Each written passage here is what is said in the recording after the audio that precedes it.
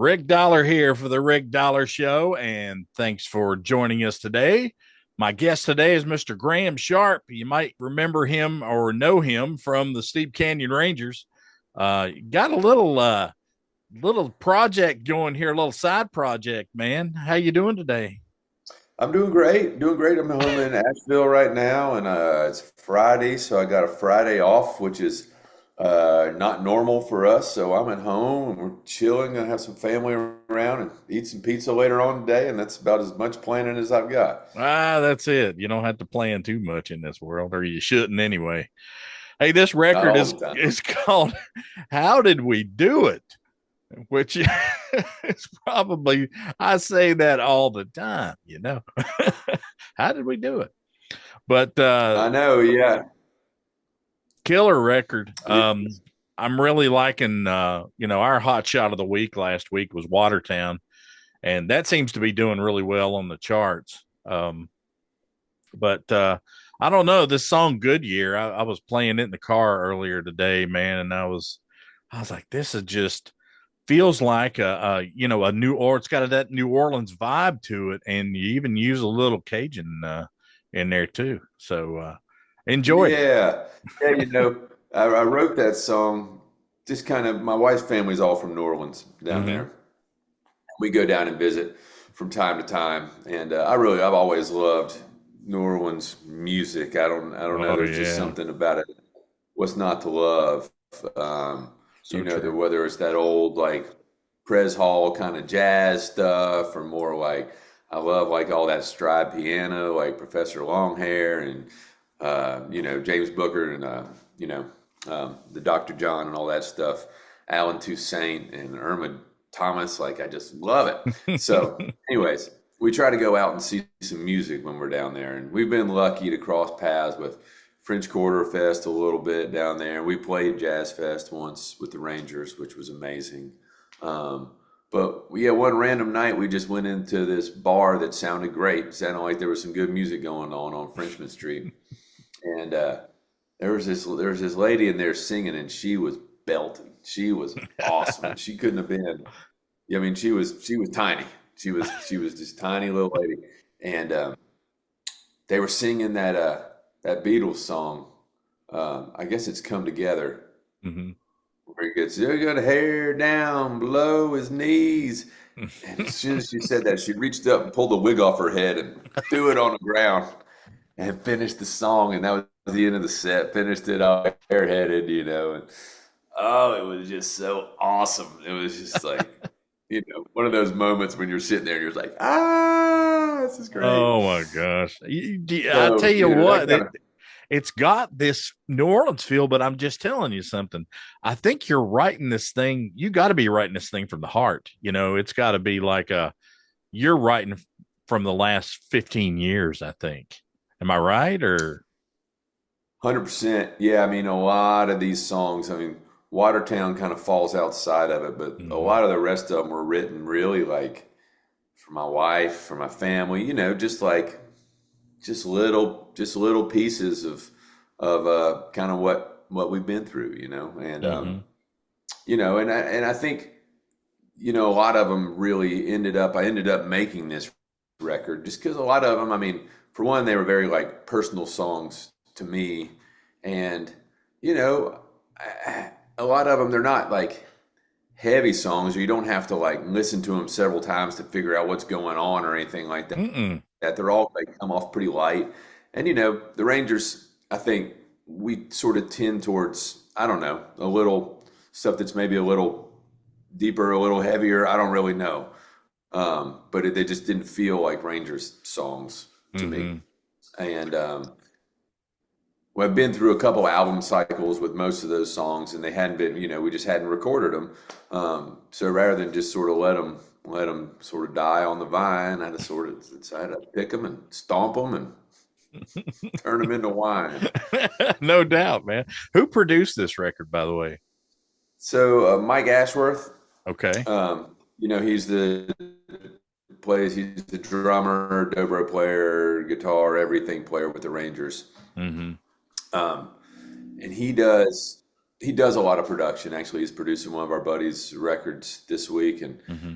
we started off talking about it. I was like, man, and I mentioned to you before we went live here that like I really wanted to keep this thing simple and easy. So like, the first idea was like, we're just going to record it in your living room, Ashworth. We're just going to do it there. We started doing that, and then he was like, well, I got Buddy, got some better gear, and he came over, and then his buddy was like, well, I'm building a studio in my basement. So we went There you over go. there, and yep. And so all of a sudden we were in, a simple little basement studio, but it had all the tools you need. My buddy Derek Stutt is his name, and he's right there in Brevard. I'm in Asheville. Mm-hmm. Ashworth and Derek are in Brevard, North Carolina. And yeah, so just worked on it kind of on and off. We'd go down there and spend a few days, and then maybe take a couple months and just be busy with stuff, and then come back and revisit it. And it kind of happened along like that, and just sort of pulled in the pickers, a bunch of great pickers from where we live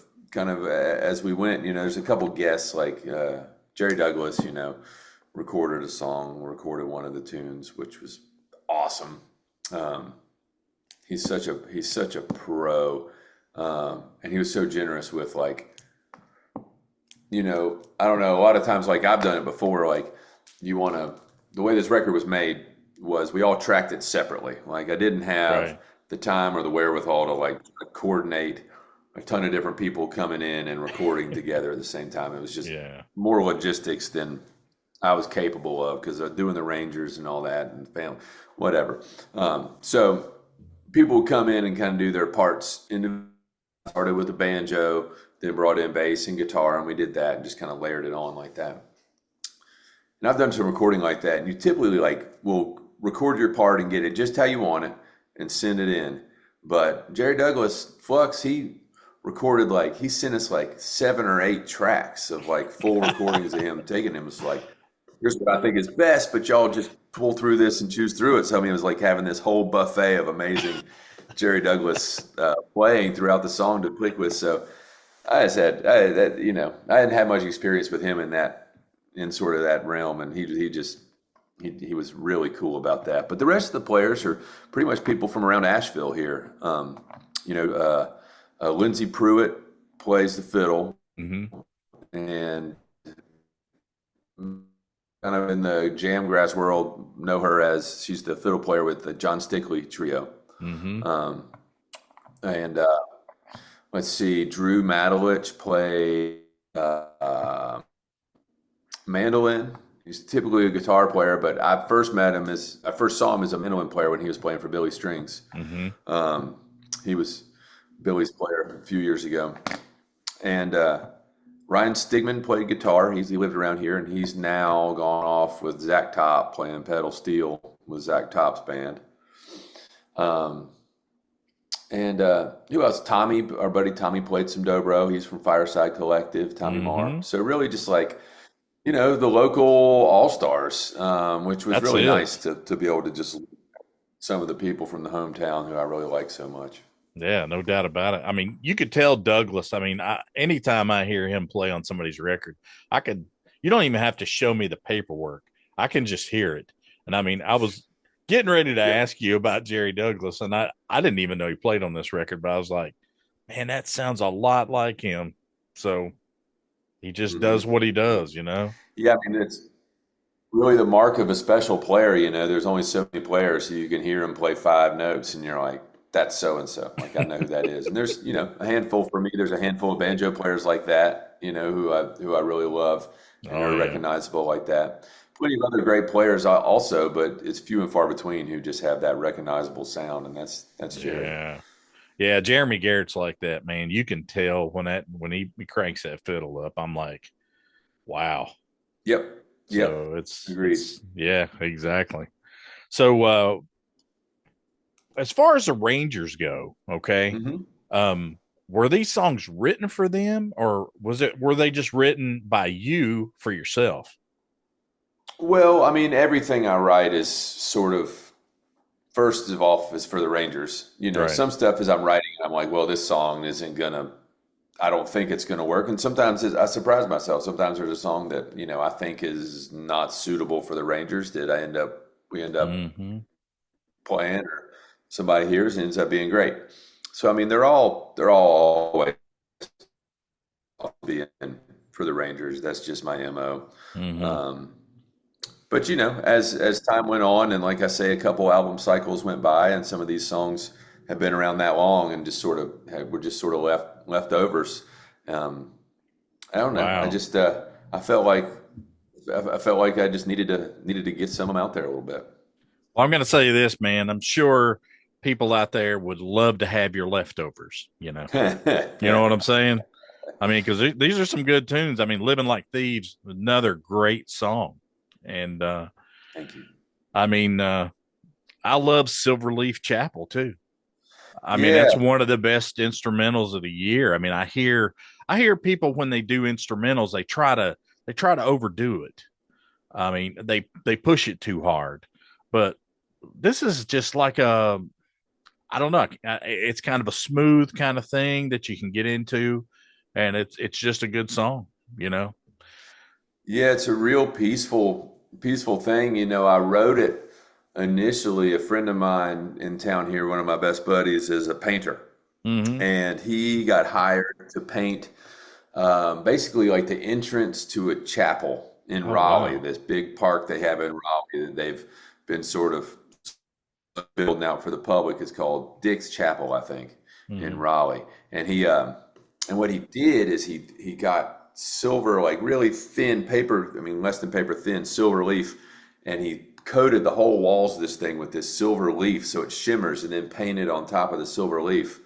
He said it Wow. was like herding butterflies to get that stuff I on the can walls. But imagine. anyways, so he wanted, yeah, yeah, and it's beautiful. The effect is amazing. But he asked if I would write some music, like a little bit of music they could play in there, and sort of like music to go along with the sort of the whole painting. So that Yeah. song "Silverleaf Chapel" is like what I wrote to go along with his big old thing. Yeah.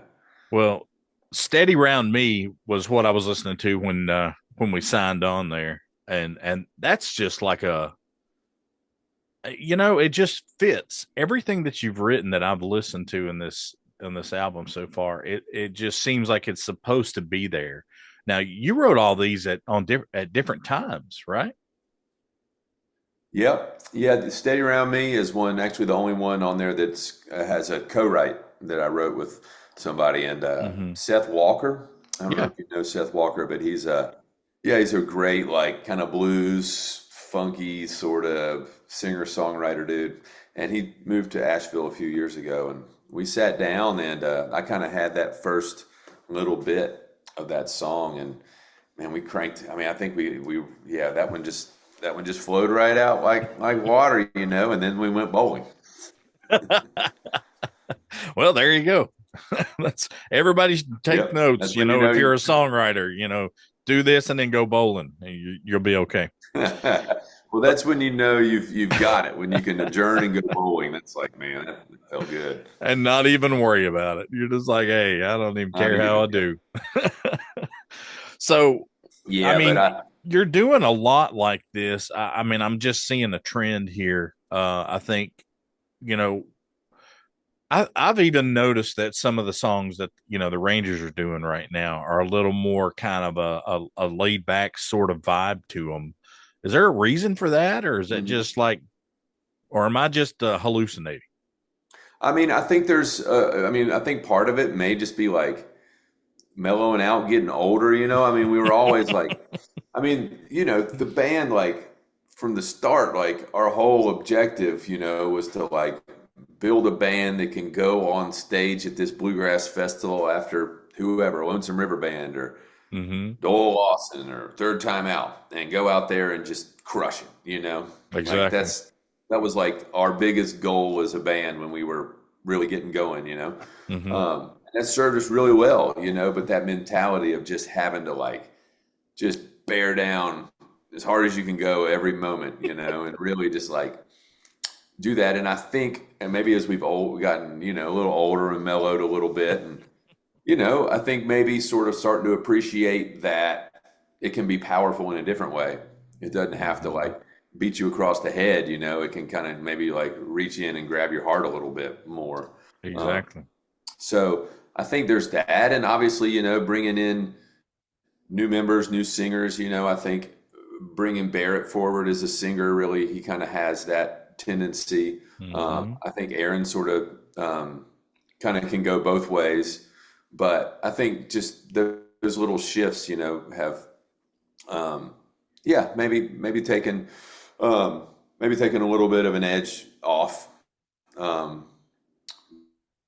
but it's always just so fun with a band. Like it just feels like it's always in motion, and you can always sort of reconfigure things, and you can always I don't know. I still love that part of it with the band, Mm-hmm. of always being a work in progress.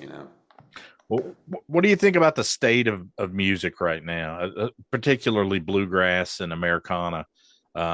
Personally, I'm seeing a kind of a shift, uh, in what's happening out there and what's popular and what people are paying tickets to go see. But what's your opinion on that? Yeah, I feel like a lot of it has sort of reflected the way maybe the music industry has gone in Mm-hmm. general, which is like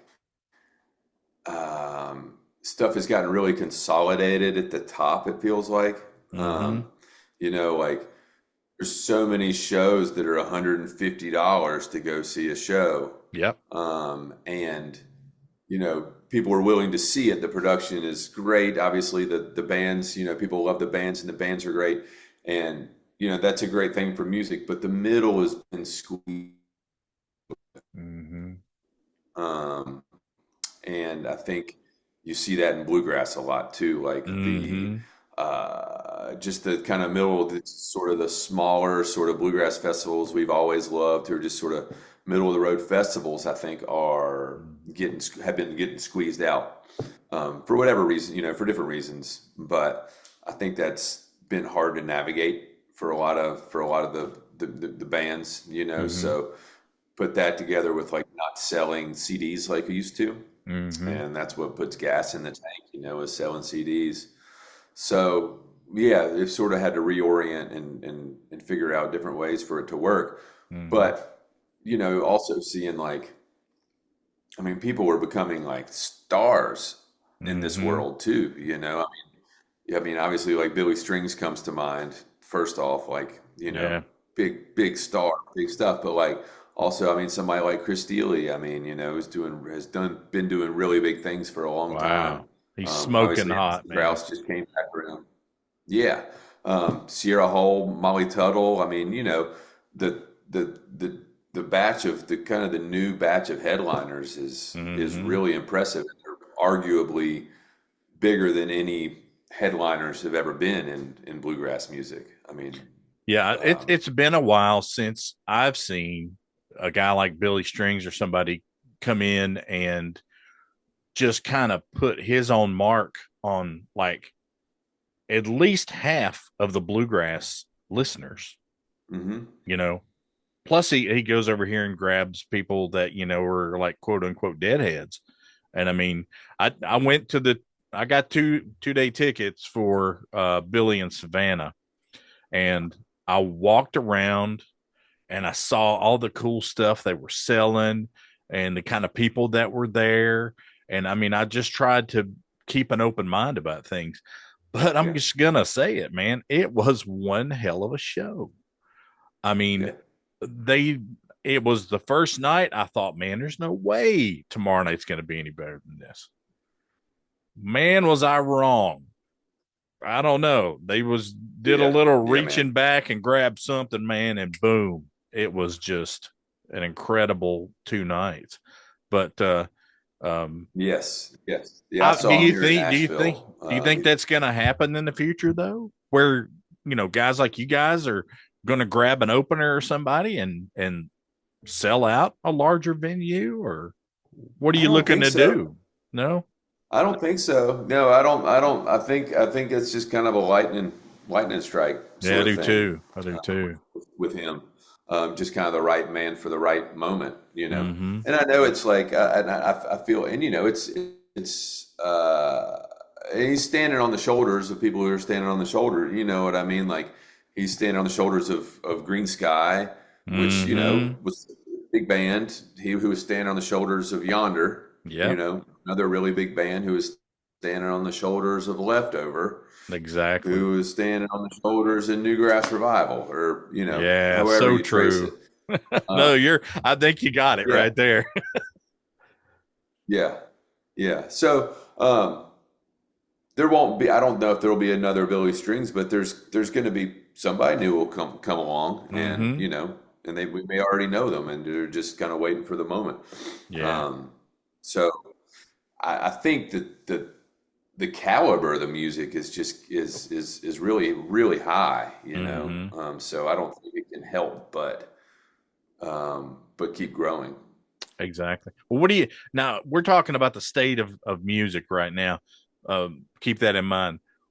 What do you think's going to happen to help bands maybe generate more income if they can't sell CDs or things like that at the table very much? I mean, you think it's going to go into, a different kind of merch or how's that going to work?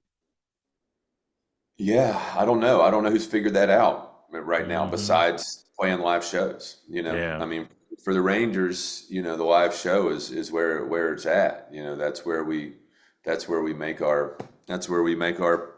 pay, and you Yeah. know, and it's always been that to a degree, but it's just so much more so now. And one thing that the music industry is changing, I know that you've probably heard this before, but I mean, when bands can't sit at home and make money on records, make mailbox money on records selling, Hmm. then they're on the road, which means there's more bands on the road all the time, which means there's more competition. So you know, everybody just gets a little Hmm. smaller piece of the pie, and um, so yeah, when we're on both sides of that coin too. So, it's fortunately it's something that we love to do. Hmm. So, I'm not complaining about that at all because I love to do it and I'm lucky as I can be to do it. Um, but yeah, not without its challenges. I think, you've seen how bluegrass record labels have changed. I mean, they're Oh pretty yeah. geared. I mean, some of them don't even print CDs anymore. They're pretty much just geared to go towards satellite radio, because Hmm. right now that's the only thing that pays. Hmm. That's you'll get a little check from Spotify and stuff like that here and there, but Hmm. um, really like satellite radio is sort of been the only thing to sort of fill that hole of Hmm. going to the Gettysburg Bluegrass Festival and selling 180 CDs, I and got you. that used to be the thing. Wow. Yeah, I always wondered about that, how hard it would be to. Now, I mean, you'd see a lot of guys like Doyle Lawson in the older days, Larry Sparks, and guys like that. Man, they would be at that record table. I mean, immediately after coming off stage. Yep. And, it's true what you're saying. That was their bread and butter. I mean, I'm sure, they made good money on the stage, but like you're saying, you got to have that gas money get around the corner. Yeah. Yep. 100%. Yeah, I know. Every time if we'd sell 100 CDs at the CD table at a festival, we'd all go to the Western Sizzling or something like that, afterwards. I Treat didn't know, ourselves. We're going sizzling. We're going sizzling. I didn't know anybody liked that restaurant but me. Apparently they did because I Yeah, think they're all obviously. gone. Yeah, I think so. Hey, so when you guys coming back to Savannah? It's a good question. Yeah, man. I guess that Savannah Music Festival just happened, didn't it? It did. Yes, it did. Yeah, yeah, yeah. I don't know. We're doing some stuff along the coast, I think, in the fall. Okay. As far as like Wilmington, Charleston. So maybe there's something that hooks in down there, but Yeah, I'm not sure. But hopefully just come back and do that music festival sometime soon. That's such a good festival. it is, man. And they put so many good acts in like theaters around here. I mean, because SCAD's here, Yeah, there's a ton of theaters and you can see some really good shows and get really good seats and it doesn't cost you a fortune, you know what I'm saying? yeah. So Yep, yep, yep. Yeah, I mean, that's yeah. I mean, that's special. I mean, because you know the cost of shows, like everything, is going up and up and up right now. You know, like we mentioned, like Hmm. how you know it can cost, it can cost a lot of money to go see a show. Yes, it can. Um, and I come from a time when like $25 for a ticket's kind of, that's just sort of what we paid for a ticket, Yeah. and it's not like that. It's not like that anymore, and people have a hard time swallowing that for like, and it's a little frustrating. I mean, not just me and our perspective, but like, Hmm. you know, also like an audience that's like they still expect the tickets to be $25, and it's just not workable anymore because everything's got more expensive. The gas has tripled in how expensive it is since then. Hmm. Like just the cost of everything has gone up. So I think that's something that I don't know if like bluegrass audiences are prepared to do or will ever be prepared to do, but you know, it's just a little something that I've noticed. When if I see a show now that's $25, then you know, I mean it's a pretty small like local sort of thing. Hmm. Um, so that's one thing I would ask of fans and people. If it now that it costs $30 for five guys and eat dinner, for McDonald's costs $25 for two people to eat dinner. That's right. So just like be patient with it. If the ticket prices go up, like it's just like everything else. That's exactly right, man. Well, Graham, I appreciate you, brother. The record is called "How Did We Do It," and I love it. It's going to be a great. I don't know how we did I don't know either, man, but you did good. Okay. All Thank you, right. brother. Yes, sir. Rick Dollar here for the Rick Dollar Show, and I've been with Mr. Graham Sharp.